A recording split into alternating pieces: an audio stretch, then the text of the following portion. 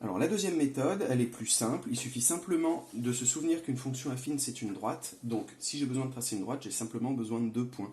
Donc vous pouvez calculer l'image de 2 points. Vous prenez ce que vous voulez. La première que je dois tracer en noir, je peux prendre par exemple, si je veux, l'image de 1. 2 fois 1, 2. 2 moins 7, moins 5. Donc quand je mets 1 dedans, il y a moins 5 qui ressort. Voilà un premier point. Si je veux aller un petit peu plus loin, je peux prendre par exemple l'image de 6. 2 fois 6, 12. 12 moins 7, ça fait 5. Je vais avoir donc un point ici. Normalement, j'ai juste besoin de 2 points pour tracer ma droite.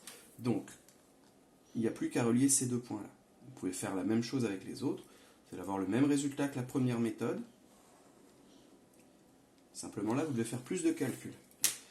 Ici, c'est pareil. Je vais remplacer par exemple par 2. Si je mets moins 0,5 fois 2, ça fait moins 1. Moins 1 plus 4, ça fait 3. Quand je mets 2, elle va donc me répondre 3. Elle passe ici. Il faut que je prenne un autre point. Je prends celui que je veux, ça peut être 6. Moins 0,5 fois 6, ça fait donc moins 3. Moins 3 plus 4, ça fait 1. J'ai 2 points. Je peux tracer. Et je retrouve bien au passage l'ordonnée à l'origine, le B, qui est ici. Voilà. J'essaie de faire quelque chose de précis. C'est une technique qui marche toujours. Celle-ci, vous pouvez mettre n'importe quel nombre dedans. Par exemple, moins 3, de toute façon, la réponse de la fonction, l'image de moins 3, ce sera 8.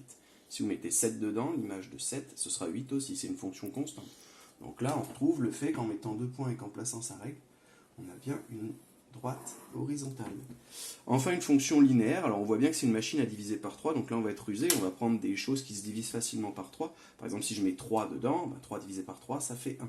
Puis si je mets 6 dedans, 1 tiers fois 6, c'est comme 6 divisé par 3, ça fait 2. Si j'en veux d'autres, eh bien, je peux faire moins 3 divisé par 3, ça fait moins 1. Bon, là, j'en avais pas besoin, mais j'ai mes points. Et puis, je sais aussi qu'elle passait par l'origine. Voilà la deuxième méthode. Plus de calcul, il y a moins de choses à retenir sur la signification des coefficients.